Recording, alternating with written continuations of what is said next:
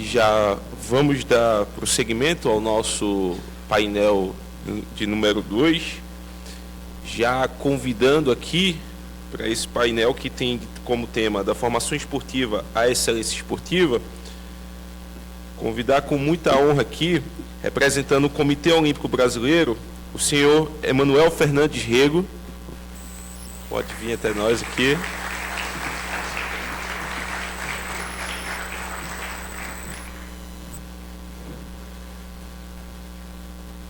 Emanuel Fernando, perdão, falei Fernandes, né? Fica à vontade. Representando o Comitê Paralímpico Brasileiro, Johansson do Nascimento, o seu vice-presidente.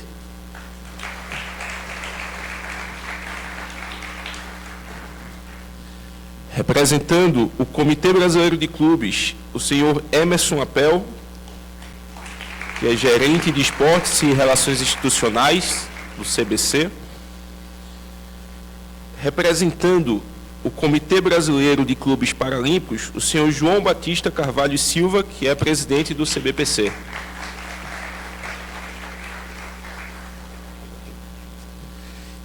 E para mediar esse nosso rico espaço que teremos agora, gostaria de convidar a professora Sabrina Furtado, que também faz parte do Instituto de Pesquisa e Inteligência Esportiva, que é quem vai estar mediando aqui esse nosso espaço agora.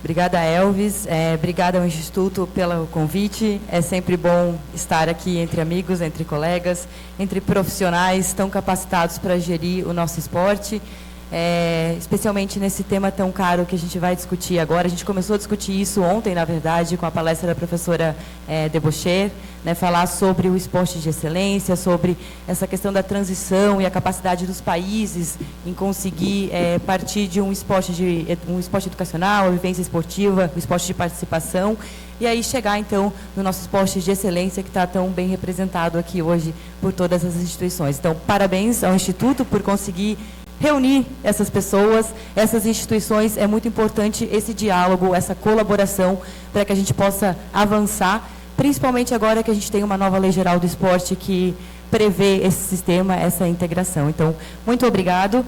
Gostaria de já passar a palavra, então, para o Emanuel, para começar o nosso debate, nossas falas. Por favor, fiquem à vontade para pensarem em perguntas, em questionamentos, para a gente debater aqui hoje também. Então, muito obrigada.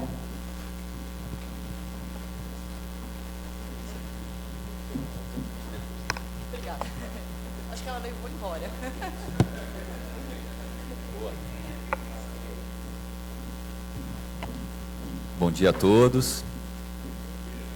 Você sabe que essa questão do microfone demonstra o que é o esporte, né? A gente tem que ter essa flexibilidade. É um prazer estar participando desse painel. Muito obrigado pelo convite, né? O Comitê Olímpico do Brasil se faz representado aqui hoje numa fala muito interessante, junto com outros comitês que também são importantes para esse sistema. Muito obrigado, professor Mesadri, por liderar, né, esse movimento da inteligência esportiva. Tenho certeza que a gente tem muitos dados e muitas pessoas importantes aqui que fazem parte do esporte. Então, eu queria um pouco falar sobre a minha formação, né? Eu fui atleta durante 25 anos de vôlei de praia. No final da minha carreira, me capacitei em marketing e administração. Logo após, fiz um curso de pós-graduação em gestão esportiva. E agora, nesses últimos 4 anos, eu estava junto com o CBC, né, lidando com as políticas públicas nos clubes. E realmente eu vi o quanto os clubes são importantes nessa formação. E agora eu estou no Comitê Olímpico do Brasil, né, mais uma missão. E mais uma delas, né, nesses últimos 4 anos, eu me formei em Educação Física, então eu sou um professor de Educação Física, como todos vocês, e também sei das nossas demandas e das nossas dificuldades. Bom, eu queria começar falando sobre essa frase, juntos por uma nação esportiva. Essa nova gestão do COB, ele tem um lema interessante, que é juntar o sistema nacional esportivo como uma oportunidade de todos fazerem parte e todos fazerem um papel que é juntos por uma nação esportiva. Mas como que vão fazer isso? Exatamente essa é a proposta, né, do seminário, trazer uma luz para todos, para que a gente possa juntos fazer, né, junto com a secretaria, tem secretários aqui de esportes dos estados que são importantíssimos, tem também grandes amigos aqui que fazem parte, então para mim esse é um dos nossos caminhos. E a participação do COB hoje é falar um pouco sobre os indicadores que a gente tem, sobre governança, sobre o que a gente leva para a excelência do esporte. Eu quero estabelecer um contato com vocês sobre a nossa visão, que é se tornar referência na gestão esportiva, usando a influência que nós temos dentro do sistema para que o sistema todo tenha essa mudança e essa autonomia de gestão esportiva, pensando sempre em consolidando o Brasil numa nação esportiva, que essa realmente é o lema dessa gestão. Aqui são os 4 pilares que nós temos lá no Comitê Olímpico. Eu quero falar muito sobre governança, indicadores, relação que nós temos com as confederações, são os nossos membros. E aqui eu queria focar em 2 pilares que são exatamente o tema do seminário. O pilar 3, que é governança e gestão, a gente sempre vai buscar excelência. Para quem é do esporte, a gente sabe que a excelência é todo dia, toda hora, todo momento, a gente tem que estar sempre revisando. Então, faz parte do nosso ambiente no COB falar sobre excelência. Então, a governança é um deles e o esporte. Na realidade, o Comitê Olímpico do Brasil, ele trata a última fase, a fase mais espetacular do esporte, que é a excelência. E a gente utiliza muito do trabalho do CBC, através dos clubes, as confederações, das secretarias, porque cada um faz o seu papel para a gente poder gerenciar melhor os atletas lá na fase que chega até a nossa parte. Aqui, falando um pouco de indicadores, nós estamos falando de 38 confederações, nós temos uma política construída e normativa dentro do COB sobre como que a gente faz a redistribuição dos recursos da loteria. Esse é o principal fomento que o comitê faz para entregar para as confederações, para que eles realizem os projetos para ascender os atletas na excelência. Então nós temos aqui os critérios, é um critério de meritocracia. Primeiro começa-se, são 13 índices, nesses índices as avaliações são individuais para cada uma das confederações. Primeiro a gente fala sobre resultados olímpicos, tem 5 temáticas em cada uma delas. A primeira delas, a última, que é uma das mais importantes, é aproveitamento em eventos e participação na última edição dos Jogos. Então isso vale como uma porcentagem na hora da redistribuição dos recursos. Campeonatos mundiais, Jogos Pan-Americanos, e a última, que é muito importante, que muitas vezes é deixado de lado em outros lugares, mas no Comitê Olímpico do Brasil é muito importante, é falar sobre gestão esportiva.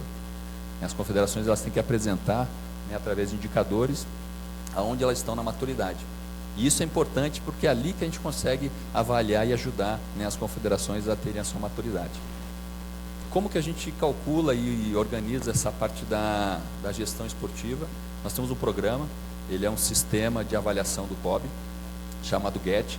Ele usa essas 3 palavras, gestão, ética e transparência, e através do GET a gente consegue fazer uma avaliação de todas as organizações que são membros do COB. E a partir daí que nós temos a distribuição de recursos. Então não queremos dizer só que é a parte de execução esportiva, mas sim também a execução de governança, ela é importante. Isso aqui é um dos pontos muito importantes da gestão, facilita para o Comitê Olímpico do Brasil responder por que nós estamos investindo naquela confederação. Como que funciona o GET? O GET é um sistema, é uma plataforma que todas as confederações elas têm acesso e elas anualmente colocam todos os documentos que são avaliados pelo Comitê Olímpico do Brasil e a partir de ali você consegue criar indicadores. Como que está aquela confederação? São 9 áreas com 35 temas, 336 perguntas. É bastante? É. Mas essas 336 perguntas são para aquelas confederações que estão no nível pleno, no nível máximo. Então, para aquelas que não conseguiram atingir, elas são menores os níveis de exigência. Mas aqui só para dizer, em termos de governança, a comissão de atletas é um ponto importante, porque já está na lei, é importantíssimo a gente ter. Uma segunda delas são os estatutos de contatos sociais, porque eles são importantes para conseguir a certificação, através do Ministério do Esporte. Então, todos os temas eles estão interligados também com a gestão também federal e também com os municípios. Trazendo mais uma temática que eu gosto sempre de trazer, eu falo sobre o planejamento estratégico. Cada uma das confederações elas tem que apresentar um planejamento estratégico vinculado ao planejamento estratégico do COB para que a gente possa ter continuidade. Porque na realidade nós somos uma continuidade, nós estamos falando de 38 confederações que têm seus projetos vinculados ao comitê e assim a gente tem a continuidade dentro do COB. Aqui eu vou passar muito rápido para mostrar para vocês como que se a gente consegue classificar, né, as confederações, os níveis de maturidade. Dependendo também do volume de recursos que eles recebem, eles têm que apresentar mais documentação e mais propriedade com relação à sua maturidade. Então são 5 níveis, começando com o inicial e vai até otimizado. Podemos dizer aqui que na categoria 5 nós temos a Confederação Brasileira de Vôlei, que é uma das mais bem organizadas, né? Temos o rugby, que também é uma das organizações que é muito organizada, talvez não receba tanto recurso, mas tem muita organização de governança. Então vocês veem que o sistema de meritocracia ele é muito válido através do sistema de gestão, e é isso mais ou menos que a gente faz com qualidade lá. Aqui nós estamos falando quais são as entidades que fazem parte, né, desse processo de gestão. São 33 confederações olímpicas, temos 3 pan-americanas, uma universitária e uma reconhecida. Todas essas elas participam do GET, muitas delas não recebem recursos, mas aproveitam o GET, que é esse sistema de indicadores, também para melhorar, né, a sua versão de maturidade como governança. E aí, você sabe que quando a gente tem muitos indicadores, a gente tem objetivos. E eu queria passar um vídeo para vocês para entender um pouco de tudo que o COB faz através dessa redistribuição de recursos e como que a gente atinge essas confederações.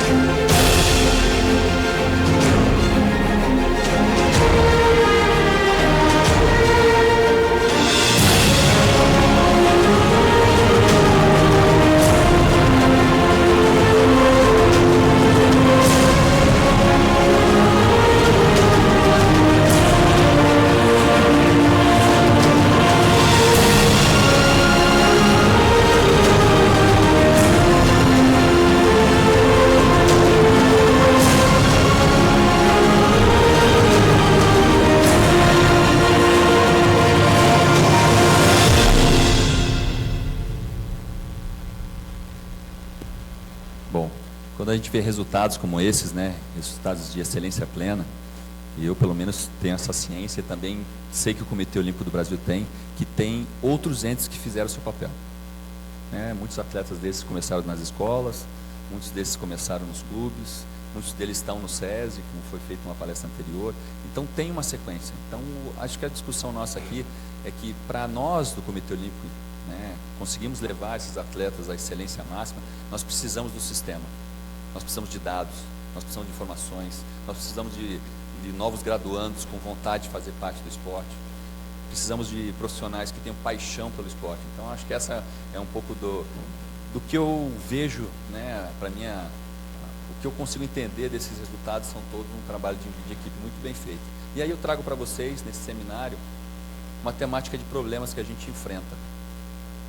Porque seria ótimo só falar das coisas boas que a gente faz, mas nós enfrentamos problemas que acho que nessa discussão a gente pode trazer. Primeiro, o ano olímpico. Acho que o brasileiro tem um costume de se olhar para o esporte no ano da Olimpíada, 2024 para o ano dos Jogos Olímpicos. Nós estamos esperando para que nós temos holofote só em 2028. Então acho que o nosso papel aqui, como seminário, é fazer uma visão do percurso todo, no dia a dia. Eu acredito que nesse momento que a gente está conversando aqui, tem várias equipes representando o Brasil em competições lá fora. Tem uma equipe lá da maratona aquática que está lá na Itália. Nós temos atletas treinando nas escolas, nós temos atletas treinando nos clubes. Então a gente não pode deixar que só o ano olímpico seja o nosso foco. Que todo dia a gente pense que o esporte de alto rendimento está sendo feito. A segunda são novas receitas, trazer novas receitas e trazer novos financiamentos. No Comitê Olímpico do Brasil, com essa nova gestão, a gente está tentando trazer mais credibilidade na imagem e nós vamos ter boas notícias aí para frente. Vamos ter boas notícias de bons apoiadores, patrocinadores, porque a mudança de credibilidade é que faz o processo render. Então, Novas receitas é um desafio de todos nós, é um desafio até, né, do Instituto de Pesquisa aqui, que precisa sempre, né, trazer, né, novas receitas. Lei Geral do Esporte, para nós que falamos de esporte, é uma dificuldade nesse momento. É uma lei que tem profundidade, que ela consegue atender praticamente a todos nós aqui, mas ela não está em execução plena. Então nós, como conjunto, como sistema, precisamos nos unir, cada um com a sua força, para a gente fazer mais um movimento. Quem sabe, até o final do ano a gente consiga fazer essa reunião novamente, para que a gente possa usufruir. Porque através da Lei Geral do Esporte a gente tem um sistema, tem o financiamento através dos fundos do esporte, que estão praticamente inativos por causa dos vetos que tiveram do governo federal. Outro tema que eu trago é as certificações 18A. A gente precisa muito que as entidades entendam o quanto é importante ter a certificação, que é um sistema de governança. Será que é o meu microfone? É muita energia, né? Muita energia acumulada. Enfim, falando das certificações, a gente precisa ter um bom senso que todos nós precisamos certificar, né, as nossas entidades. E eu queria falar o último tema sobre federações estaduais. Eu acho que no nosso sistema está faltando um sistema de apoio para essas federações. A gente fala sobre o Comitê Olímpico, nós temos as confederações que estão nesse guarda-chuva. Nós temos os clubes que estão junto com o CBC, junto com o Emerson Appel e também os demais integrantes do CBC. Temos a parte esportiva nas escolas da CBDE, da CBDU Universitário. Temos o Paralímpico aqui com o Johansson. Também temos os clubes, né, paralímpicos junto com o João Batista e as federações. Então fica aqui, né, a minha deixa com relação aos problemas enfrentados é sobre as federações. Como ajudar? Porque os municípios têm recurso, as secretarias estaduais têm recurso, mas o que a gente faz para potencializar isso? Fica aí a minha questão. E eu queria falar das confederações, como que funciona essa interação do nosso guarda-chuva, né, o Comitê Olímpico do Brasil e as confederações. Hoje, a gente tem projetos totalmente alinhados para o desenvolvimento e alto rendimento. Muitas pessoas pensam que o Comitê Olímpico do Brasil só prepara só aqueles que estão na excelência plena. Mas não. Nós temos projetos de desenvolvimento junto com as confederações, projetos de categorias de base, sub-17, sub-19, sub-21, já preparando uma geração que possa representar o Brasil, né, nas competições internacionais. As confederações, nós temos um plano de trabalho anual. Todos os anos há uma revisão de todos os projetos. Todas as confederações têm um gestor dentro do COB que está 24 horas atendendo com suporte diário às confederações. Então essa interface ela existe e a aprovação de todos os projetos. No final de cada ano, as confederações apresentam os projetos para o ano seguinte. A gente faz uma avaliação com toda a equipe técnica, reavaliza, organiza e a gente chega nessa condução. Então, a organização com as confederações é muito bem realizada. Então, é um sistema que funciona bem e é sempre atualizado.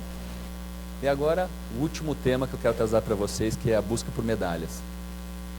O Comitê Olímpico do Brasil tem a política de descentralização de recursos, passa recursos para as confederações, para elas fazerem o trabalho através dos projetos deles. Mas nós temos esses 3 projetos, que são projetos do Comitê Olímpico do Brasil, para potencializar possíveis talentos que podem chegar nas medalhas.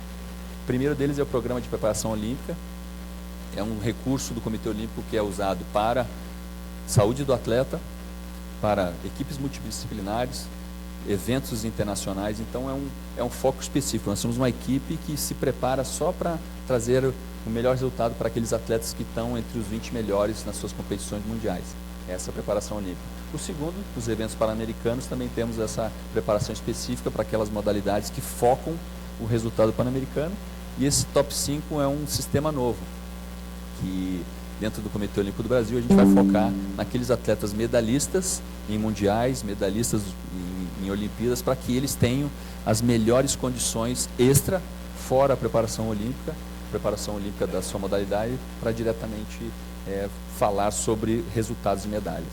Então esse é um pouco do escopo que eu trago para vocês do Comitê Olímpico do Brasil, né, a profundidade de indicadores, de governança que nós temos. E eu queria deixar o espaço aberto agora para meus colegas também darem a oportunidade de falar sobre a excelência, que eu estou muito ansioso para ouvi-los também. Muito obrigado.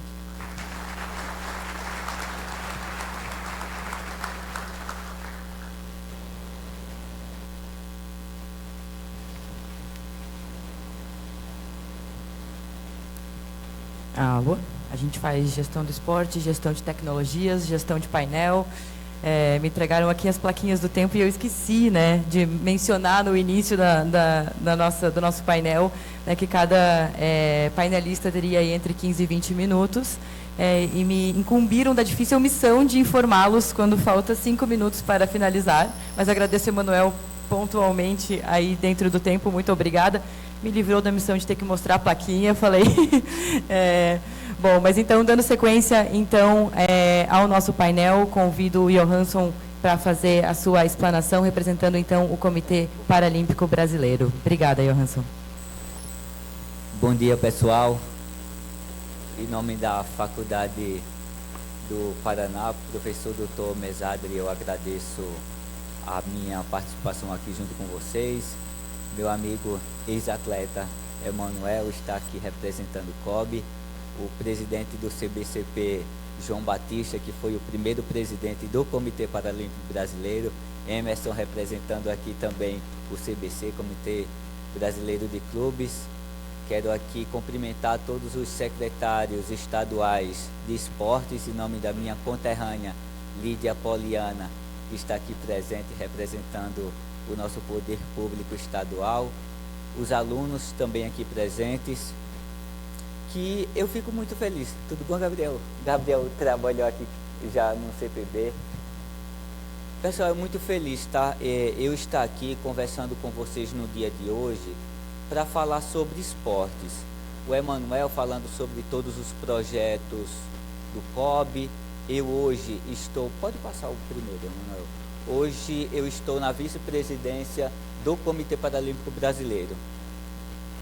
Possivelmente vocês perceberam que eu não tenho as duas mãos.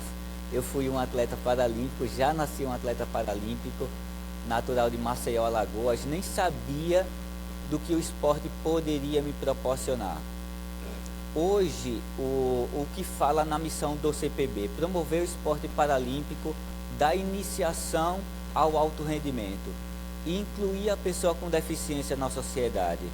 Esse é o nosso papel hoje do Comitê Paralímpico Brasileiro. Eu tive a oportunidade de conhecer o esporte aos 17 anos, não tinha nem ideia do que o esporte poderia me proporcionar. Acredito que muitos dos que estão aqui hoje tiveram suas vidas transformadas através do esporte. Então aqui não é somente um seminário para falar sobre o desenvolvimento do esporte do Brasil, mas é como vamos impactar e modificar as vidas das nossas crianças, até os atletas que estão em uma Olimpíada e uma Paralimpíada e representar o nosso Brasil. Emanuel, com certeza, já representou tantas e tantas vezes o nosso país em competições nacionais, internacionais, Olimpíadas, e isso é muito bom saber que o Brasil continua descobrindo novos talentos. Gabrielzinho na natação paralímpica, Rebeca Andrade na ginástica olímpica. Quantas crianças hoje estão se espelhando nos nossos atletas? Vindo aqui a apresentação do SESI, vários atletas paralímpicos do SESI estão também representando nosso Brasil. Está podendo proporcionar isso. O CPB tem... Pode passar, Emanuel. O CPB tem essa característica, não só da formação esportiva, mas da transformação social através do esporte. Eu gosto sempre de mesclar minhas falas entre o que aconteceu na minha vida pessoal, o que hoje eu, na gestão do esporte paralímpico, venho fazendo, porque eu vivenciei isso na pele. Imagina aí, você tem um filho, esse filho nasce com uma deficiência, minha mãe era costureira, nem sabia que eu iria nascer sem as duas mãos. E aquele choque, nasceu e agora? O que é que vai ser do meu filho? Acredito lá em 1987, as políticas públicas para o esporte eram bem menor do que tem hoje. Aí chegou uma mulher, eu nasci, minha mãe me levou para casa, certamente ela ficou preocupada o que seria de mim como cidadão. Aí a mulher chega, eu quero ver aquela criança, o filho da dona Francisca. E meu nome é Johansson, pensa. Era um piloto de Fórmula 1 sueco. Aí minha mãe e meu pai gostavam de Fórmula 1, me deu o nome de um piloto sueco. Aí a mulher foi lá e queria conhecer aquela... Acredito que não era nem o filho da dona Francisca, ela queria saber como era que eu era uma criança sem as duas mãos. Aí a mulher chegou para minha mãe e falou: que pena, dona Francisca, seu filho, quando ele crescer, ele vai pedir esmola, né? Me lembro, em uma oportunidade ainda, quando eu estava em Maceió, eu nunca tive problema nenhum de estar mostrando a minha deficiência. Nunca foi de estar escondendo aqui, colocando a mão no bolso. E eu lá, apoiado no ponto de ônibus, tinha terminado o treino, e eu vi uma mulher bem incomodada. Na verdade, curiosa. Aí eu olhava para um lado, para o outro, e eu já pensando, ela quer saber o que foi nas minhas mãos. Mas também, eu só vou responder se ela tiver coragem de perguntar. E beleza. E ela para um lado, para o outro, acho que pensou, o ônibus desse menino chega daqui a pouco, e eu não sei o que aconteceu. Aí ela teve coragem e perguntou: o que foi isso nas suas mãos? E eu tranquilamente respondi: eu já nasci assim. E ela rebateu: então tu nasceu sem sorte, viu? Ainda na época de ensino médio, na escola, colegas de turma: poxa, Johansson, se eu fosse igual a você, eu chorava tanto. Ah, pelo menos você vai poder viver de aposentadoria.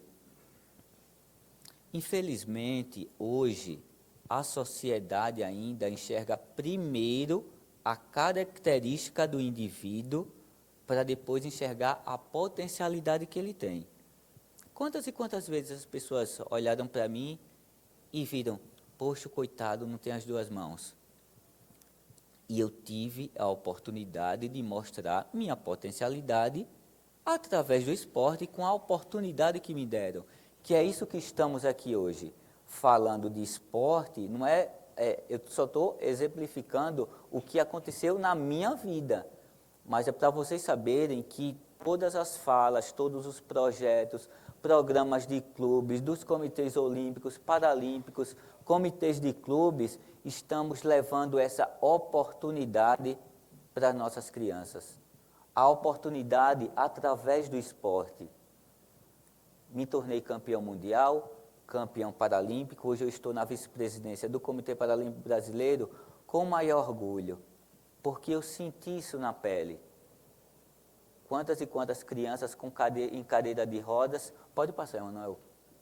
Quanto pode passar? Eu não vou tomar muito o tempo não, que eu quero dar oportunidade ainda para meus amigos falarem aqui. Aqui é um pouco do Comitê Paralímpico Brasileiro, que eu tenho o maior orgulho de falar, que é a Casa do Esporte Paralímpico no Brasil. Estamos localizados em São Paulo, uma mega estrutura. Quem não conheceu ainda, todos vocês estão convidados para conhecer um pouco do nosso trabalho que estamos realizando, não somente em São Paulo, mas por todos os nossos projetos que estão espalhados por todo o Brasil. Hoje o CPB tem um programa que chama Centro de Referências. O Centro de Referências utiliza as instalações esportivas daquela localidade, daquele estado, daquele município, para levar inclusão social, para levar as nossas escolinhas paralímpicas. Pode passar, Manuel, por favor. Com todos os nossos projetos, da inclusão, da iniciação até o alto rendimento. O Festival Paralímpico acontece lá no estado do Rei Pelé, que a Poliana está aqui, secretária da Selage. É o primeiro contato que aquela criança com deficiência tem através do esporte paralímpico. Essa criança vai para uma manhã lúdica, que o CPB oferece algumas atividades esportivas, somente realmente de brincadeira, tá, pessoal? Para que essa criança venha e pelo menos conheça essa possibilidade que ela tenha de praticar uma atividade física. Eu só conheci o esporte paralímpico com 17 anos, por um acaso.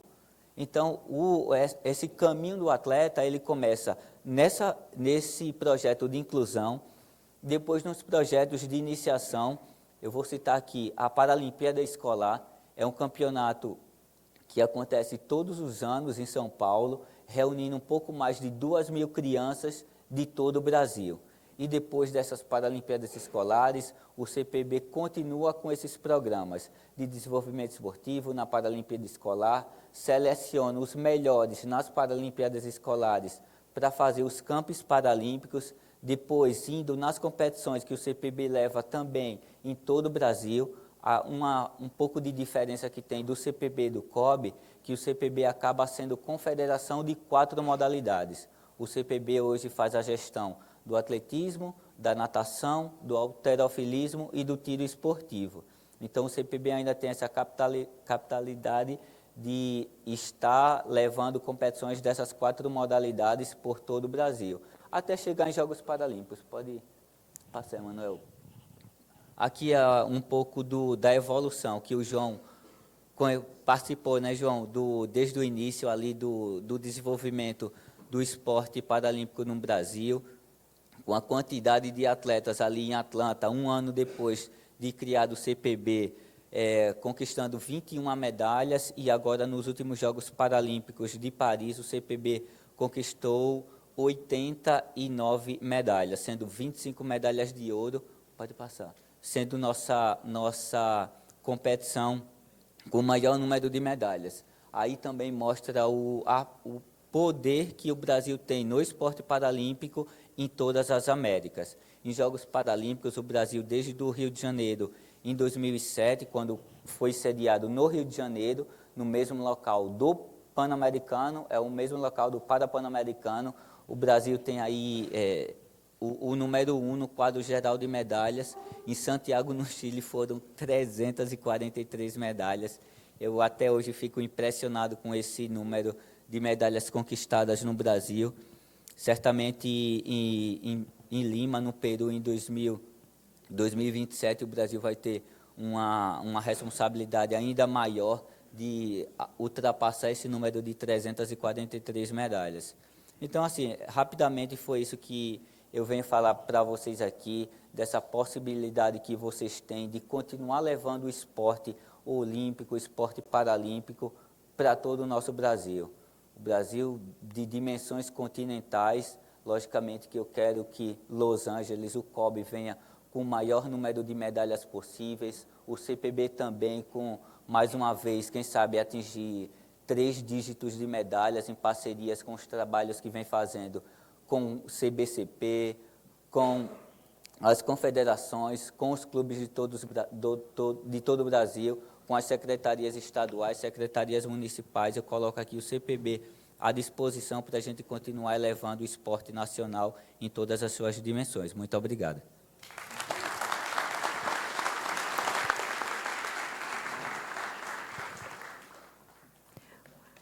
Muito obrigada, Johansson, pela sua explanação. Parabéns. Dando sequência ao nosso painel, convido o Emerson, então, para fazer uso da palavra e contar para a gente um pouquinho o que o CBC tem desenvolvido e essa capilaridade toda aí que eles estão conseguindo no Brasil. Obrigada, Emerson. Bom dia. Escutei um bom dia fora, lá no fundo. Obrigado, bom dia também. Eu quero iniciar cumprimentando a todos, cumprimentando o meu amigo, o professor doutor Fernando Mesadri, pela amizade, pelo evento e pelo trabalho à frente. Cumprimentar também meus colegas, amigos, né, de também longa data, Sabrina, a doutora Sabrina. Não posso deixar de cumprimentar meus amigos também, presidente do Fórum Nacional de Secretários de Estado de Esporte, Cezinha Nunes, vice-presidente, secretária Lídia, né, eu vi mais alguns secretários aqui, o Luciano Leonide, vice-presidente do Fórum, enfim, clubes, Lucas Medines aqui também, meu amigo André Capraro, quantas pessoas que eu não consegui cumprimentar, mas que eu estou vendo daqui, e é um prazer estar aqui com vocês. Bom, meu papel aqui é muito rápido, é muito simples, fazer um voo panorâmico do que é o CBC hoje e como o CBC integra essas políticas de investimento com recursos públicos, lotéricos, junto ao esporte nacional. Agradecer também ao CBC pela oportunidade de eu estar aqui falando em nome, né, pelo nosso presidente Paulo Maciel. Bom, o CBC, Comitê Brasileiro de Clubes. O CBC é uma entidade que existe desde 1990, portanto, esse ano vai completar 35 anos. Nós temos 2 sedes, uma sede em Campinas, cuja sede eu sou gestor hoje, trabalho em Campinas, sou cidadão curitibano, mas hoje moro em Campinas há 5 anos, e uma sede em Brasília. Esqueci de cumprimentar minha amiga Isiane Castro Marques também. Desculpe, Isiane, vi você agora ali. Prazer revê-la novamente, né? Secretária Nacional de Esporte de Excelência. Uma sede em Campinas, uma sede em Brasília, desde 1990 atuando junto ao segmento clubístico. Mas 2011 foi quando o CBC entrou no Sistema Nacional do Desporto, na época SND, agora Cinesp, pela Lei Geral do Esporte, e equiparou-se aos comitês Olímpico, Paralímpico, CBDS, CBDU, e hoje também ao CBCP, desenvolvendo o esporte dentro do país. O CBC ele tem, num primeiro momento, 17 clubes. Nós iniciamos, de 2011 para cá, com o trabalho de capacitação de gestores, com o trabalho de descentralização desses recursos, ainda que a Lei 12.395 foi assinada em 2011, foram 3 anos para que a lei fosse regulamentada, com alguns decretos, um deles o 7984, que é um dos que perduram até hoje, para que esses recursos, em 2014, iniciassem com esse apoio junto aos clubes. E iniciamos com 17 clubes, né? A gente primeiro começa, depois a gente vai melhorando, as coisas vão aumentando, de 17 clubes passou a 50, e depois a gente aprimora de uma forma assustadora, como foi um evento que nós realizamos há um mês, lá na cidade de Campinas, com 12.600 pessoas, em 5 dias, sendo mais de 2.000 gestores de clubes municipais, estaduais, muitos daqui eu sei que estiveram lá conosco, e realmente foi um evento que marcou muito para nós e para o segmento clubístico e para o segmento esportivo do nosso país. Então é isso. Primeiro iniciamos, depois vamos melhorando e depois vamos aprimorando. O CBC ele tem como finalidade investir no esporte de excelência, com alinhamento às políticas públicas também de investimento, com essas entidades que eu citei algumas delas. O CBC tem uma marca muito forte, uma marca muito sólida, uma marca que hoje nós temos orgulho de falar que, em termos mundiais, o único país, eu falava há pouco com a Sabrina, e eu tive o prazer de fazer um painel no ano passado com 3 gestores de 3 grandes entidades, a UEFA, a Conmebol e a Asian Football Confederation, foi na cidade de Foz do Iguaçu, e em discussão com os 3 gestores dessas 3 entidades, não existe um modelo clubístico previsto por uma lei em nenhum dos países da América do Sul, exceto, claro, o Brasil, da Europa e da Ásia, com essa prerrogativa, com essa finalidade de investir no esporte por meio de recursos lotéricos, com fiscalização dos órgãos de controle do governo federal. Então, é muito orgulho que a gente tem, ao mesmo tempo, uma marca muito forte, hoje muito conhecida, né? O nosso selo de formação, a gente vê em várias competições, desde Superligas de voleibol, NBB, até em competições de categorias sub-15, sub-16. Hoje, para vocês terem uma ideia, são 296 competições que têm essa marca, esse selo aí de formação do CBC. A origem dos recursos, uma delas eu já falei, advém da Lei 13.756, lá de 2018, que é a Lei dos Recursos Lotéricos. Por meio do artigo 23, o CBC pode descentralizar esse recurso, repassar esse recurso, colocar na conta dos clubes ou executar esse recurso de forma direta. Os nossos grandes financiadores são aqueles 2 ali, junto com mais 160 milhões de brasileiros, né? E por meio de repasses na ordem de 0,46%, o CBC executa esse recurso ou descentraliza, fazendo esse valor chegar diretamente para o atleta. A gente tem hoje a satisfação e o orgulho de fazer esse recurso incidir diretamente no atleta. Quando a gente compra um assento de um avião para um atleta sair de Rio Branco do Acre para participar de uma competição em Porto Alegre, 100% daquele recurso é direto para a companhia aérea. Não tem agência, inclusive não tem nada, o valor é puro, simples e direto, né, em termos de efetividade e responsabilidade da execução desse recurso. Uma outra fonte, obviamente, todos nós já sabemos, que é a Lei 14.790, que é a Lei das BETs, a Lei dos Jogos de Apostas de Cotas Fixas. É uma lei que ainda a gente passa por uma fase de regulamentação, eu ia falar reformulação, de regulamentação. Discutíamos há pouco ali fora, né, com alguns secretários e que, de fato, está muito incipiente ainda, nem o Ministério da Economia, nem o Ministério do Esporte, por meio de suas SPAs, Secretarias de Prêmios e Apostas, secretário Regis Dudena, secretário Giovanni Rocconeto, Associação das Empresas de Bets, os comitês que são interessados. Então, existe muita discussão em relação a isso. Porém, o recurso já está vindo. No nosso caso, o recurso ele está represado e nós só vamos iniciar a execução desses recursos quando tivermos a plena certeza da regulamentação de onde e como nós vamos estar aplicando esses recursos. Entendemos que são recursos consideráveis, haja vista o valor de apostas que nós temos hoje aí no país. O CBC tem um plano de governança muito bem estabelecido, com a sua missão, visão, propósito e valores. Temos um mapa estratégico baseado no BSC, que é o Balanced Scorecard, né?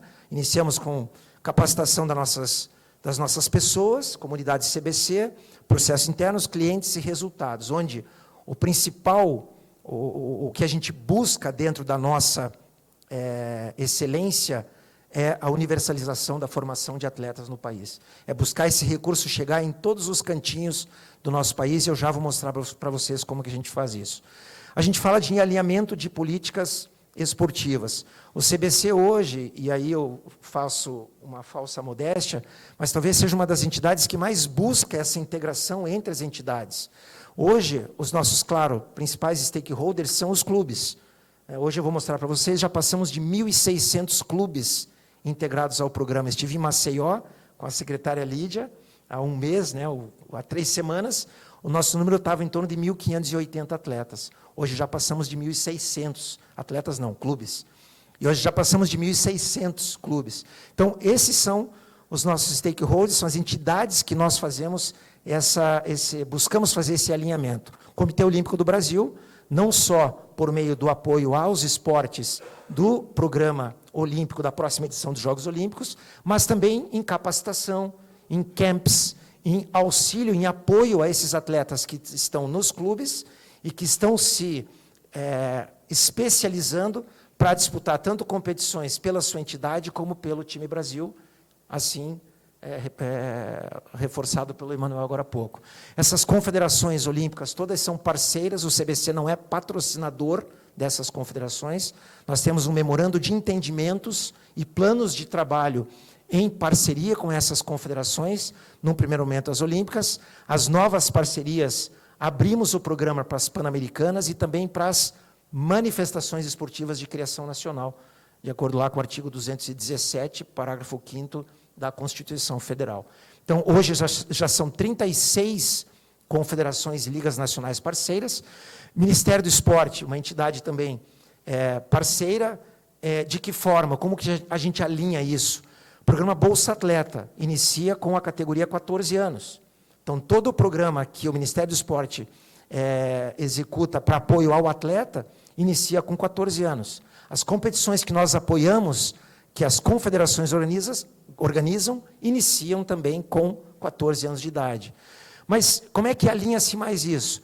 Quando a gente apoia uma competição de uma confederação, que o atleta vai receber uma passagem aérea para participar desta competição, esta competição, por sua vez, a confederação indica para o Ministério do Esporte para que o atleta possa buscar a sua bolsa. Então, veja que o ciclo fecha. Quando nós repassamos um recurso para que o clube possa comprar um material, um equipamento, não é qualquer material, é um material homologado pelas confederações, porque a confederação que tem a expertise de saber qual é o material inerente àquele atleta, a formação de aquele atleta. E aí as políticas acabam ficando alinhadas, além, obviamente, do CNE, da figura do CNE, do Conselho Nacional de Esporte, que também fiscaliza e nós prestamos contas, né, ao CNE do Ministério do Esporte. E o Fórum Nacional de Secretários de Estado de Esporte, nós temos, são 27 eventos que nós estamos realizando, já realizamos 16, citei há pouco, né, o Fórum Estadual lá de Alagoas, tivemos mais de 900 pessoas inscritas, né, secretária Lídia, foi um evento maravilhoso, num local maravilhoso, com pessoas maravilhosas, assim como tivemos no Espírito Santo, tivemos também em Pernambuco, tivemos no Rio Grande do Norte, estaremos em Santa Catarina, eu sei que o deputado Fernando Krelling está por aí, e aí eu vou conversar com ele há pouco, junto com a Alesc, né, a Assembleia Legislativa do Estado de Santa Catarina, e são diversos eventos, faremos 27, iniciando também o alinhamento com os secretários municipais das capitais. O professor Fernando Mesadri teve uma oportunidade de estar conosco, e, assim como alguns secretários, num momento para mim que foi histórico, e para o CBC histórico. Numa mesma sala de reuniões, nós conseguimos colocar os secretários de Estado, de Esporte, com o presidente do Fórum, Cezinha Nunes, e com secretários municipais das capitais, com a presidência da Abismel, Humberto Panzetti, discutindo como nós podemos, por meio de recursos do CBC, estarmos alinhando, fomentando o esporte por meio dos clubes dentro dessas capitais e também dentro dos estados. Então, esse é o programa todo de alinhamento do CBC. Os recursos eles são destinados em 3 eixos. Nós repassamos para comprar material esportivo e equipamento, para pagamento de folha, e também executamos de forma direta para participação em competições esse recurso. Eu havia comentado das companhias aéreas. O CBC ele é uma entidade que é outro motivo de orgulho para nós. Nós somos a primeira entidade privada sem fins lucrativos do país e a única que criamos um edital de credenciamento junto às companhias aéreas e credenciamos as companhias aéreas, e hoje nós operamos direto as passagens aéreas com as companhias aéreas. A previsão para esse ano, desses 296 campeonatos, é emitir em torno de 55 mil passagens aéreas até 31 de dezembro. Já emitimos perto de 11.500 passagens. Então, realmente são números muito robustos, né, e que fazem realmente uma diferença. Hoje o CBC está entre os principais clientes da Companhia Aérea Azul, em termos de entidade privada sem fins lucrativos, né? Então, e ali são as categorias dos clubes, são 6 categorias, de acordo com, primeiro, a sua certificação, 18 e 18A, sua sede própria, ou também sua estrutura e quantidade de esportes que esse clube desenvolve. Esse é o nosso mapa de crescimento. Aquela foto que eu mostrei no começo eram apenas 17 clubes. Hoje nós passamos já de 1.600, isso é um dado do Power BI de hoje de manhã, 1.606 clubes distribuídos nessas categorias, em todas essas regiões do país. Então, dentro do nosso mapa estratégico e do nosso plano estratégico plurianual, nós tínhamos lá atender clubes, entidades, institutos, associações em todos os estados do Brasil. Primeiro em todas as regiões, depois todos os estados, depois todas as capitais, todas as regiões metropolitanas. E hoje é o nosso mapa, né? Hoje estamos aqui no estado do Paraná, já são 159 clubes que são atendidos aí em diversas regiões do estado do Paraná, assim como outros tantos estados do nosso país. Esse é um quadro que eu gosto muito, é o volume de recursos executados pelo CBC até o final do ciclo Paris, que praticamente 9 a 10 anos, 9 anos e meio de execução, próximo já a R$1 bilhão, e o que é muito bacana, com aprovação total do Tribunal de Contas da União. Tivemos uma auditoria de conformidade muito grande no ano retrasado, e aí, obviamente, sem problema algum em relação a todos esses recursos. Hoje nós já ultrapassamos a cifra de R$1 bilhão em termos de execução de recursos. E aqui, por final, acho que o último slide, o nosso mapa, né, o que representa os clubes no país, a formação dos atletas dentro dos clubes, para o time Brasil, resultado olímpico. E só o resultado olímpico, comparando Tóquio 2020 com Paris. Vejam, exceto esportes que nós sabemos que não têm a incidência clubística, como o surf, como o skate, o levantamento olímpico, enfim, nós tivemos em Tóquio 88% da delegação olímpica eram atletas provenientes de clubes, participantes do programa de formação. Mas um dado que eu gosto muito, independente das medalhas, enfim, é aquele dado de 92% para 100%. Em Tóquio, 92% das entidades que enviaram atletas a Tóquio eram clubes formadores. 100% em Paris.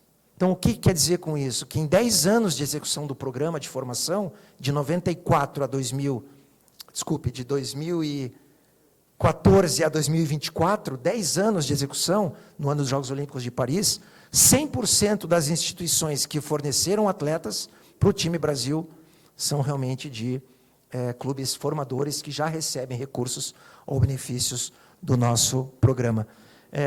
Foi coincidência, Sabrina, a Sabrina de Santa Catarina, mas eu gostei muito dessa frase que eu vi no aeroporto de Florianópolis, né? E eu faço sempre uma mensagem, e eu trago ela aqui, ó. Aqueles que passam por nós, aqui de repente o momento nosso é curto com vocês, né? E de vocês conosco também é muito curto. Mas aqueles que passam por nós não vão sós, né? Não nos deixam sós, né? Eles deixam um pouco de si e levam também um pouquinho de nós. Espero que eu consiga levar um pouquinho de vocês, e também deixar um pouquinho de mim, para que vocês possam ter uma experiência mais legal. Era isso, muito obrigado, estamos à disposição.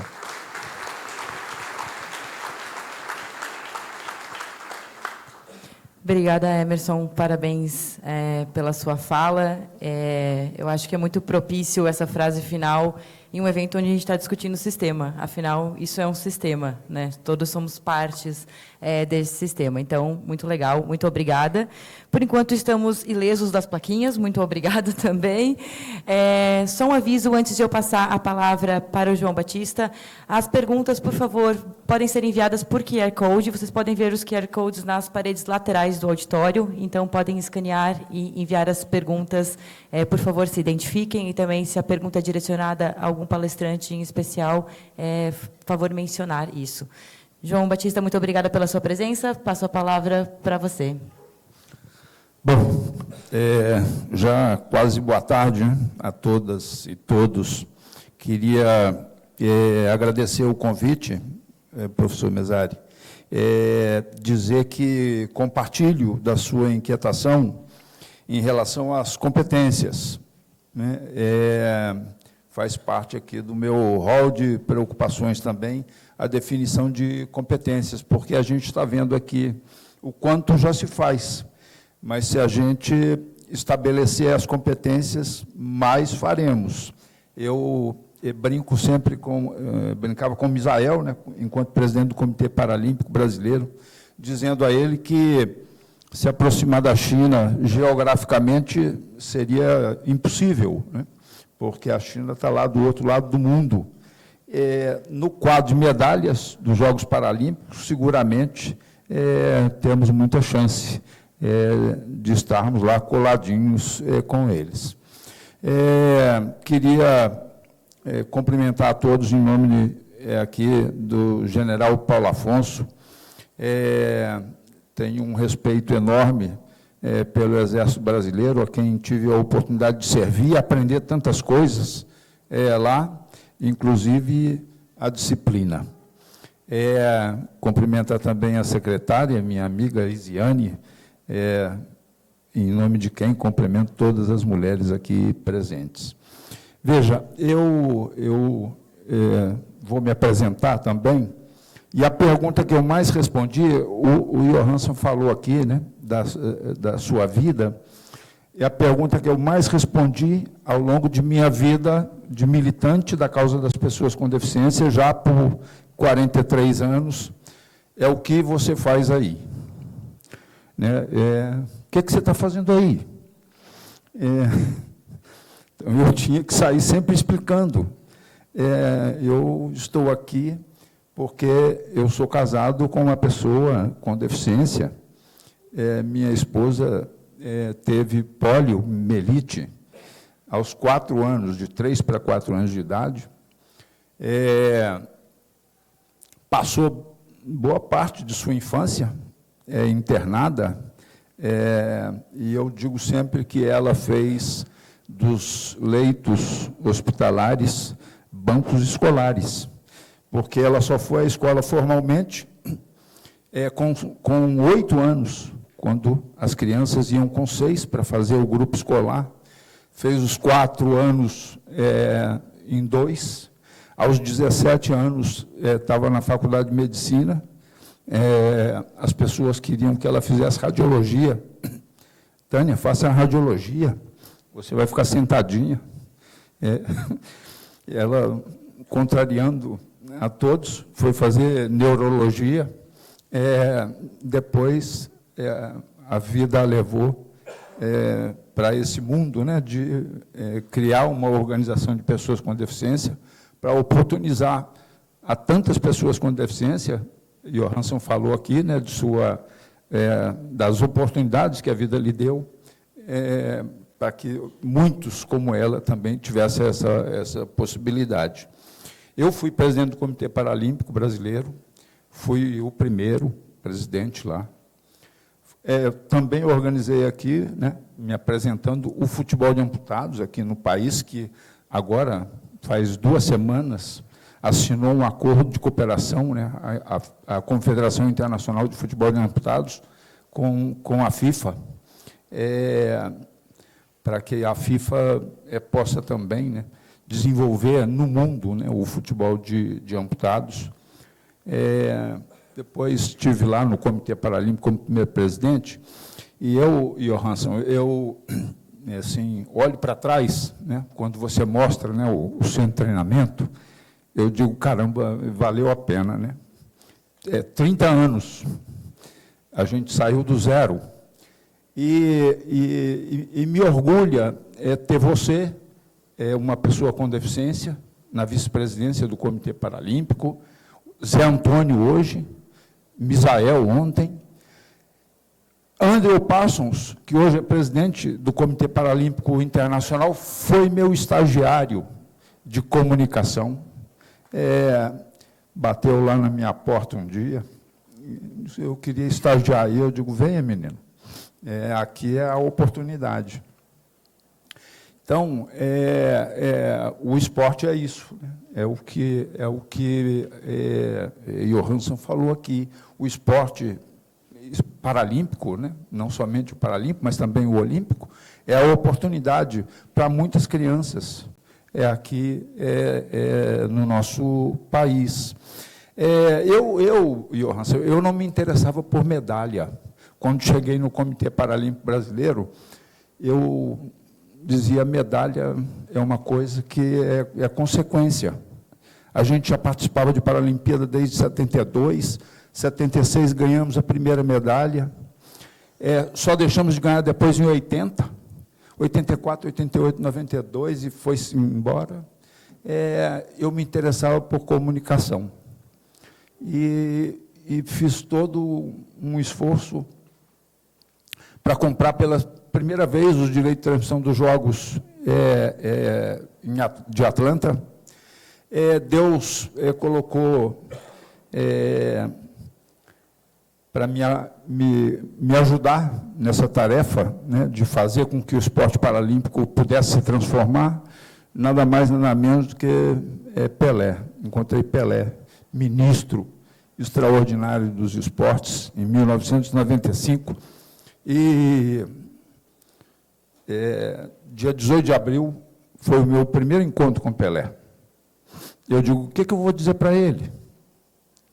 Vou estar assim, olhando, frente a frente.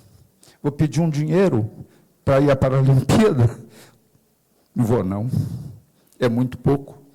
E nesse dia, sabe, Johansson, eu disse a ele, ministro, o senhor vai me perdoar, mas o esporte paralímpico não precisa do ministro. Não dei tempo dele me apontar a porta. Disse, nós precisamos do Pelé. Precisamos da sua imagem para virar uma página. Com toda a simplicidade, ele disse, vou estar junto com vocês. Foi conosco à Paralimpíada, em Atlanta, não foi aos Jogos Olímpicos, mas foi aos Paralímpicos. Me aproximou de patrocinadores, artistas. Me lembro de uma passagem, a gente ia fazer os primeiros Jogos Paradesportivos em Goiânia, em 1995, e eu fui a ele disse, João, precisa de quê? Eu digo, ministro, preciso de 1000 passagens para deslocar as pessoas, atletas, técnicos, do Brasil para Goiânia. Ele disse, espera aí, chamou a secretária, o nome dela era Jô, liga para o comandante Rolim. O comandante Rolim atendeu o telefone. Pelé quer falar contigo? Como é que não vai atender o telefone? Preciso de 1000 passagens. para o esporte paralímpico. O comandante Rolim disse, manda ele vir aqui, trazer a grade. Nós lá viajamos pela primeira vez, né, de avião, saindo aí de todos os rincões do nosso país. Mas eu depois fui organizar o voleibol, sentado aqui no país, modalidade de Emanuel, fui acolhido por doutor Ari Graça, na CBV, passei lá 2 anos, e atualmente nós somos uma costela do CBC. Foram lá me buscar na pandemia para criar o Comitê Brasileiro de Clubes Paralímpicos, a quem também dirijo pela primeira vez. Parece arrogância o que está escrito ali. Uma trajetória nunca vista no segmento esportivo brasileiro, mas arrogância não é, não. A gente nasceu em 2020, dia 27 de julho. Dia 12 de agosto, votava-se no Senado Federal uma lei de ações emergenciais para o esporte na pandemia. Conseguimos com que 2 senadores da República, senador Romário e senador Carlos Viana, apresentassem emendas ao texto da lei. As emendas foram aprovadas e, em outubro, o CBCP estava no Sistema Nacional do Desporto. Fazia parte da lei. O que o Emerson disse aqui é que o CBC nasceu em 2011. O Comitê Paralímpico, o esporte paralímpico nasceu em 58. Foi para a lei, na minha gestão, em 98, na Lei Pelé. Então, em 80 dias, a gente estava fazendo parte da lei. Porque o nosso assunto é um assunto que interessa, que importa, que tem apego. Em 2021, bom, a gente foi para a lei, mas impactou, né? A gente não conseguia receber os recursos, porque tinha lá um artigozinho que dizia que, para receber recursos lotéricos, vai ter que esperar a Lotex. Eu voltei ao Congresso Nacional em maio de 2021, pedi ao senador Carlos Viana que apresentasse um novo projeto para nos colocar no inciso correto da lei, e em dezembro a gente votou num acordo com o CBC o repasse dos 15% que estavam lá com o CBC, que representavam 7 centésimos.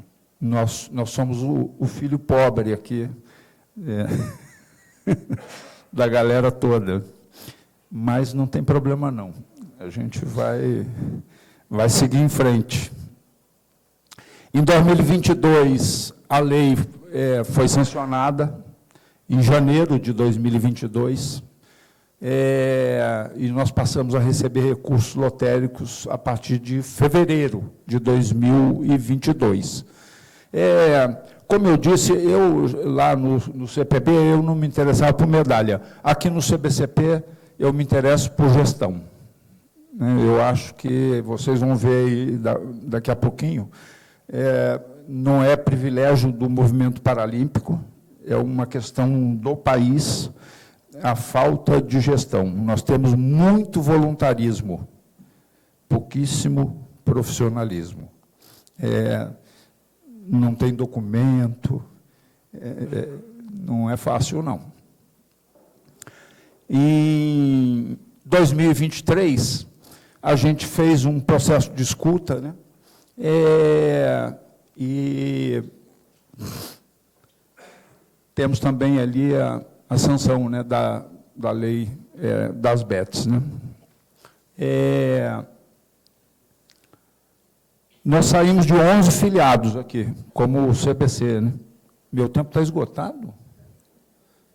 Você está injusta comigo.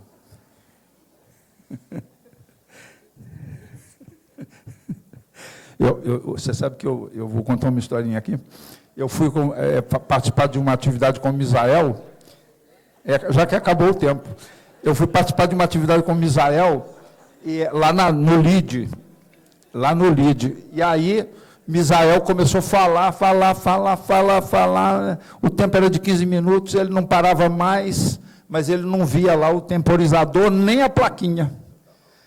Aí, quando chegou na minha vez, começou a aparecer a placa. Eu falei, mas tem que ter a mesma condescendência que vocês tiveram com o Misael. Eu vou te pedir um minutinho mais. Bom, vou passar aqui. A gente saiu de 11 filiados, temos hoje 158 filiados. Ali está por região. A região norte é a região que menos filiados a gente tem, e a região mais desassistida, né, aqui no nosso país.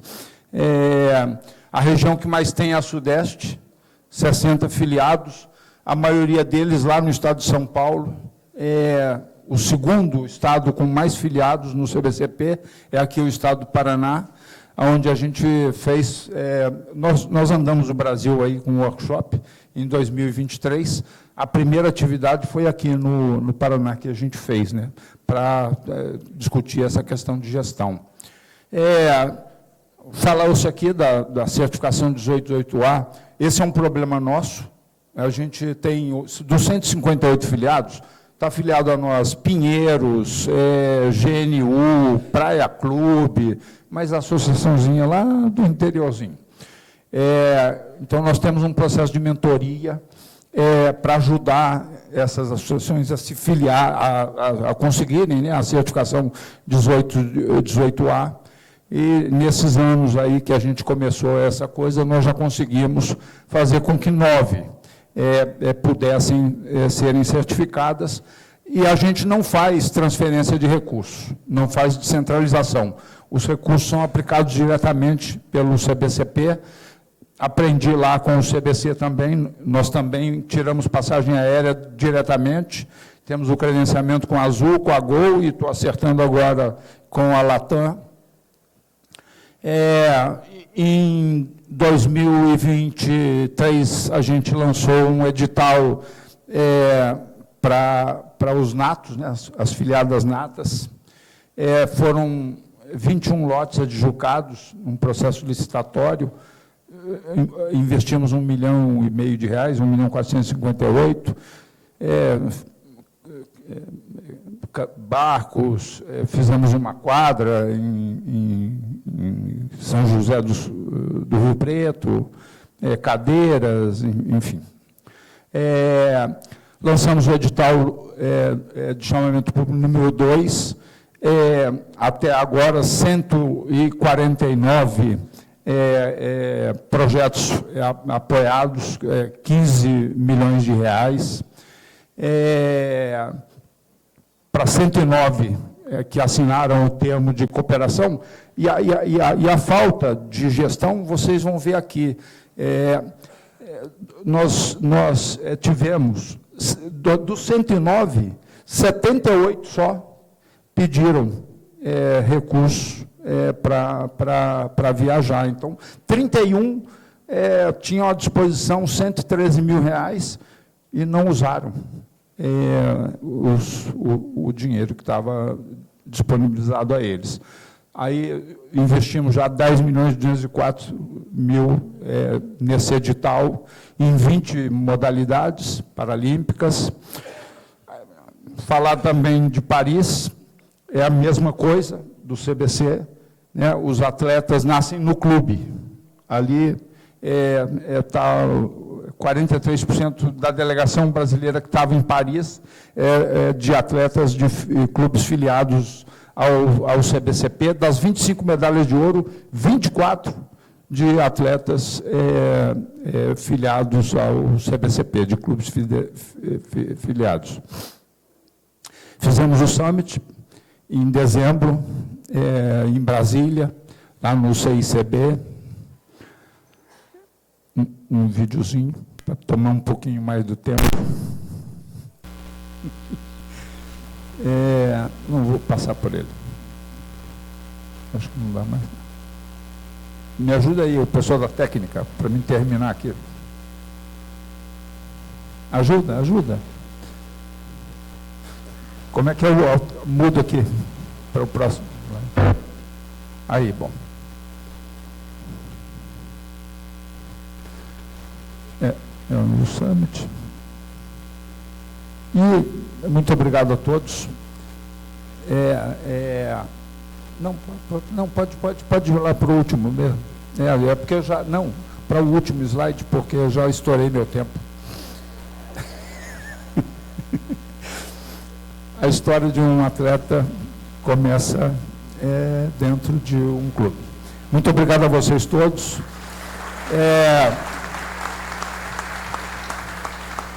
Pedir perdão. Obrigada, João. Imagina. A você, Sabrina, e a todos que aqui estão pelo tempo estourado aqui, diferentemente de meus colegas. Espero que eles tenham deixado um tempinho para mim. Foi tudo friamente calculado. Muito obrigada, João, pela sua explanação. Acho que todos viemos aqui, estamos aqui para compartilhar, para ouvir, para aprender. Então, é sempre muito válido essas trocas. Recebemos aqui algumas perguntas e, para fazer uma melhor gestão do tempo, acredito, eu vou endereçar aquelas que foram diretamente feitas para pessoas específicas e vou agrupá-las. Então, vou pedir que vocês tentem ser também um pouco diretos nas respostas, para que a gente possa contemplar, então, o maior número de perguntas e o maior número de respostas também. Vou começar aqui pelo CBC, Emerson, o Gabriel Turola, a Camila Maier e a Gisele Teixeira fizeram perguntas relativas ao CBC, à atuação do CBC, partindo da ideia de como que o CBC conseguiu atingir esse nível de sucesso no Brasil, né, ao que se dá esse sucesso, esse número de clubes atingidos no país, e como que é a proximidade de vocês com os órgãos de gestão pública aqui no país. E aí também como que é feita a seleção de modalidades não olímpicas dentro do CBC e essa criação da própria identidade nacional através dessas modalidades. E aí, por fim, a Gisele aqui perguntou qual a sua opinião sobre essa existência de uma cultura clubística nos estados e nas regiões e como isso impacta na formação, então, do atleta até o alto rendimento. Obrigada. Bom, pelo que eu entendi, são 6 perguntas em uma, né, Sabrina? Vamos lá. Bom, primeiro, obrigado pelas perguntas. Vou tentar ser o mais breve possível, mas, assim, o modelo esportivo no país de formação de atletas, tanto olímpicos, pan-americanos e de esportes ou manifestações de criação nacional, ele é diferente dos demais países. A gente sabe disso, que você pega, por exemplo, em estruturas na Europa, o governo tem uma incidência direta sobre atletas investindo nesses grupos, muitas vezes não tem uma instituição constituída, mas esses atletas e comissões técnicas têm acesso ao recurso direto do governo. Quando você pega a estrutura australiana e neozelandesa, é muito semelhante, né? Você vê muitas estruturas públicas, por exemplo, campos de golfe, eu faço sempre uma analogia do golfe. Na Austrália são mais de 1.500 campos de golfe, sendo que 90% são públicos. E aqui no Brasil são um pouco mais de 100, 110 campos de golfe e, obviamente, com a restrição da entrada, porque são ou resorts ou clubes de golfe. Então, são modelos muito distintos, né? Os Estados Unidos, modelos das schools, high schools e universities, enfim. No Brasil, o modelo é clube, né? A gente sabe que aquele talento ele é detectado numa escola, num projeto social, nos jogos escolares, enfim. E aí o grande sonho daquela criança é passar por uma peneira e participar de um treinamento dentro de um clube. E o CBC simplesmente ele faz o papel que ele tem que fazer dentro do modelo esportivo do país, que é a formação dentro dos clubes. Então, qual seria o segredo do sucesso? Acho que muita responsabilidade na execução desses recursos, né? Muita transparência, a implantação de uma gestão moderna, eficaz, né? Eu apresentei rapidamente o mapa estratégico dentro de uma tecnologia, né, de uma metodologia chamada Balanced Scorecard, onde você tem, obviamente, muito bem definido entre todos o que a gente quer, né, e o número de clubes deve-se ao topo do nosso mapa estratégico, que é universalizar. O CBC ele é uma entidade privada, sem fins lucrativos, é uma entidade associativa. Logo, tem contribuições associativas desses seus entes que são filiados. Mas abrimos também a possibilidade de entidades, associações, institutos, pequenos monoesportivos, de participarem do programa, receberem capacitação, receberem recursos, passagens, sem muitas vezes ter o compromisso financeiro com o CBC. E esse foi o grande passo que nós demos em termos de chegar ao número de clubes que nós chegamos. E não vamos avançar mais. A nossa meta até 31 de dezembro desse ano é chegar a 2.000 entidades, a 2 clubes integrados ao programa de formação de atletas. Acho que respondi tudo, correto? Obrigada, Emerson. Vou passar, então, para algumas perguntas que nós recebemos para o Emanuel e a relação do Comitê Olímpico. Primeiro, com as confederações, o Gustavo Miranda perguntou como é feita essa tratativa com as confederações, a questão de aplicação do GET junto a essas confederações, né, como esse processo é feito. E também o Leandro Fleck perguntou sobre as estratégias e se existem estratégias do COB, então, para oferecer suporte às federações que têm dificuldades em quesitos de gestão, governança ou finanças também. Obrigada, Emanuel. Também 2 perguntas em uma, né? Bacana.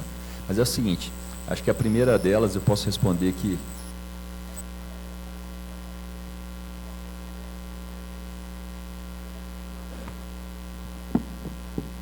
que a gente condensou várias perguntas em uma só para eu poder discorrer mais um pouco, entendeu?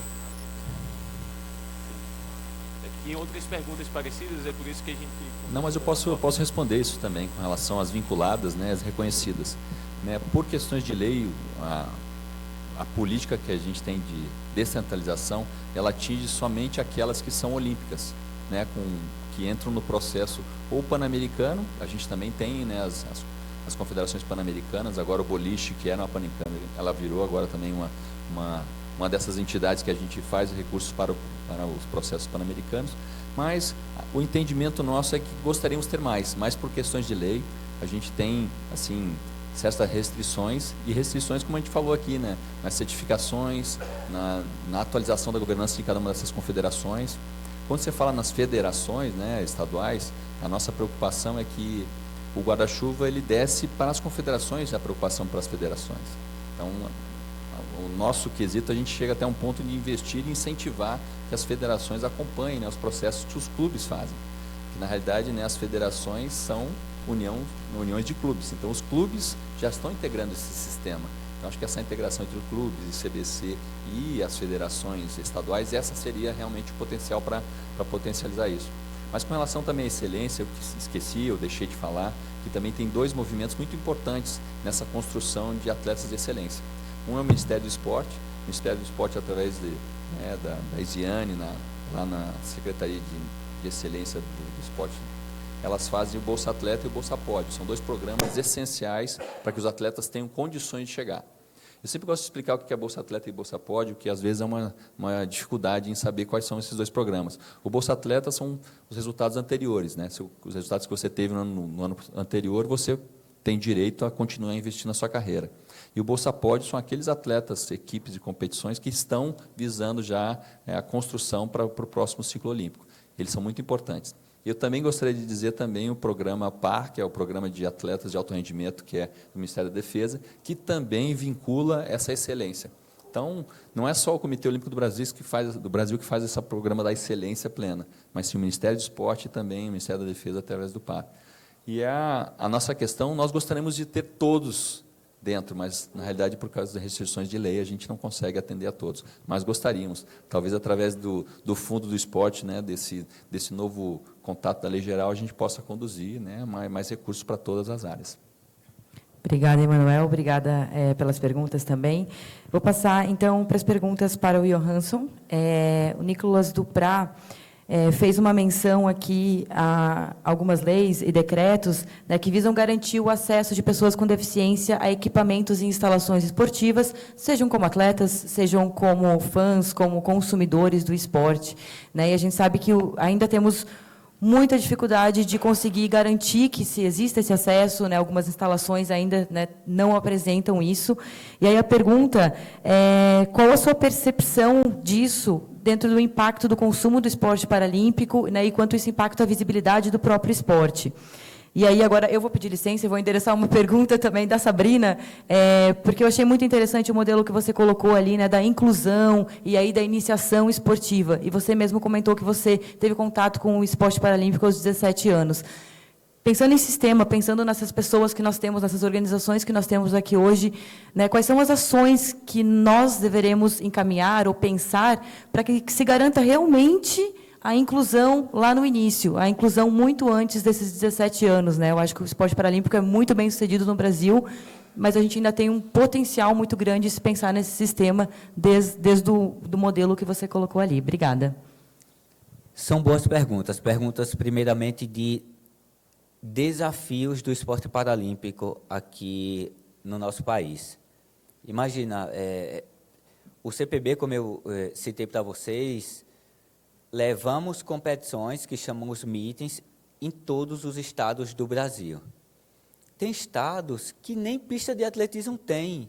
Estou falando de estados do Brasil. Então, essa questão da infraestrutura, infelizmente, ainda o Brasil tem que avançar muito. E acredito que não somente no esporte paralímpico, no esporte olímpico também. Tem o centro de treinamento, que eu coloquei em um dos slides. Nem parece que estamos no Brasil. Eu gostaria que fosse a realidade de cada secretário aqui estadual, que vocês tivessem também esse equipamento esportivo para levar modalidades olímpicas, modalidades paralímpicas, para ter uma estruturação melhor no desenvolvimento do esporte em todo o país. Mas, lógico que estamos avançando. Já tivemos algumas reuniões com o ministro Fufuca, com o próprio presidente da República, falando dessa necessidade que o Brasil tem hoje de instalações esportivas, porque não adianta o Emanuel de um lado, eu do outro, CBC, CBCP, as confederações, se a gente não tem uma mínima estrutura possível para continuar esse desenvolvimento do esporte aqui no Brasil. Mas estamos, lógico, que avançando, o CPB fazendo parcerias com essas secretarias, universidades federais, inclusive aqui na Universidade Federal do Paraná, o CPB tem um projeto de escolinha paralímpica para utilizar as estruturas já existentes e, lógico, avançar cada vez mais nessas políticas públicas no nosso esporte. Em relação à inclusão, também temos um departamento que chama a Educação Paralímpica, que já capacitamos em todo o Brasil mais de 73 mil profissionais de educação física, com as parcerias tanto com o Poder Municipal como o Poder Estadual. Eu falo, por isso que eu cito muitas coisas que aconteceram durante minha trajetória, porque se não fosse um profissional de educação física que soubesse da existência do esporte paralímpico lá no estado de Alagoas na época, eu não saberia o que eu teria essa possibilidade de me tornar um atleta. Então, isso que estamos levando para vocês, profissionais de educação física, para aquela criança que esteja matriculada em uma escola municipal, em uma escola estadual, não é que esse professor vai tornar aquela pessoa com deficiência um campeão paralímpico, mas que ele possa ter um entendimento de direcioná-lo a possibilidade de se tornar um atleta. E depois, beleza, o professor de educação física vai falar com aquele aluno que existe a possibilidade dele se tornar um atleta e depois direcionar para esses centros de excelência que o CPB tem espalhados por todo o Brasil. Por isso que essa necessidade de estarmos juntos, Ministério do Esporte, Forças Armadas, COB, CPB, as confederações, os comitês de clubes, enfim, todas as entidades para a gente avançar nas nossas políticas públicas com o esporte nacional. Obrigada, Johanson, pelas suas respostas.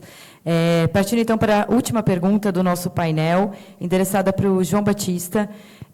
O Gabriel comenta aqui sobre os eventos realizados pelo Comitê Brasileiro de Clubes, espalhados pelo Brasil, também pelo evento anual que eles têm. E a pergunta interessada para o João, então, é se pode se esperar, no futuro próximo, um modelo similar, né, para o Comitê Brasileiro de Clubes Paralímpicos, no sentido de disseminação, então, dessas ações e também congregação desses clubes nesses eventos realizados nos estados. Bom, esse é o objetivo, né? Hoje o CBCP apoia clubes que participam de atividades, seja das confederações paralímpicas, paradesportivas também, é diferente, paralimpismo do movimento paradesportivo, como das modalidades que o próprio CPB. O CPB, além de comitê, o CPB é também confederação. O CPB administra 5 modalidades de esporte.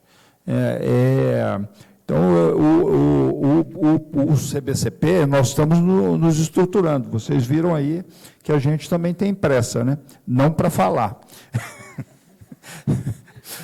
Mas a gente tem pressa de agir.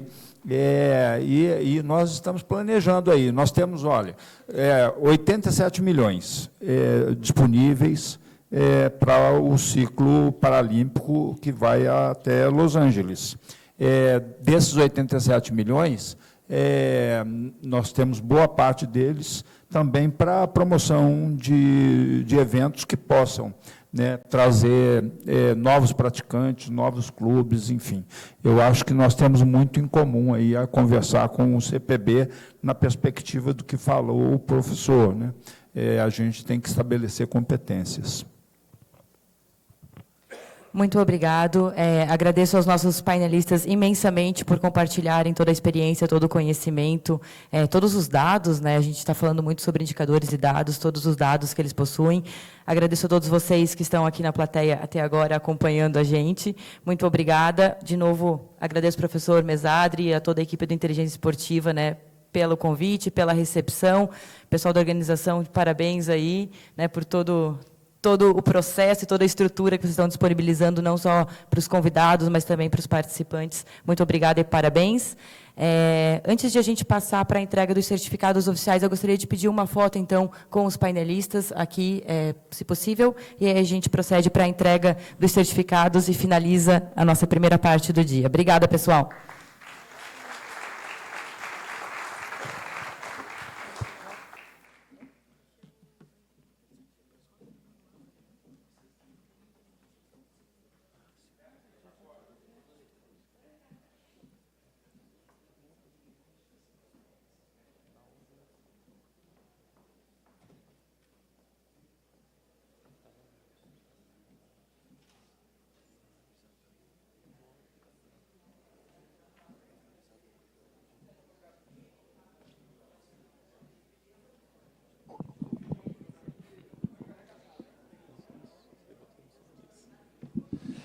Seguimos agora com a entrega dos certificados.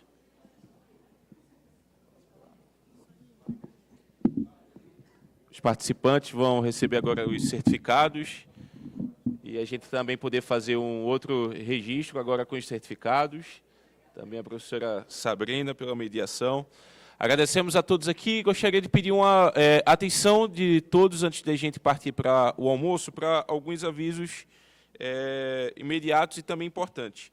O primeiro aqui, para quem veio do hotel no ônibus, foi deixado um fone de ouvido aqui da marca Basic, tá? Caso alguém tenha dado falta, pode nos procurar aqui, tá certo? Pedimos também a compreensão de que vamos sair todos agora para o almoço, e os ônibus e vans, o ônibus e a van já estão aqui fora nos esperando. O almoço será no mesmo local de ontem, né, para quem irá conosco. E pedimos a compreensão da gente ir com certa celeridade e voltarmos pontualmente também, por 2 motivos especiais. Para além da continuidade das nossas atividades à tarde, a partir das 13h30 teremos também uma exibição dos nossos pôsteres, dos nossos trabalhos acadêmicos aqui. Pedimos que todos, né, contemplem e participem também desse momento importante, assim como a gente ter a pontualidade no momento da tarde, que vai ter outros momentos especiais. Lista de presença está aqui, tanto nesse QR Code, como também lá na recepção temos outro para o momento da manhã. E contamos com todo mundo à tarde, a partir das 13h30, na volta do almoço. Tá bom? Muito obrigado.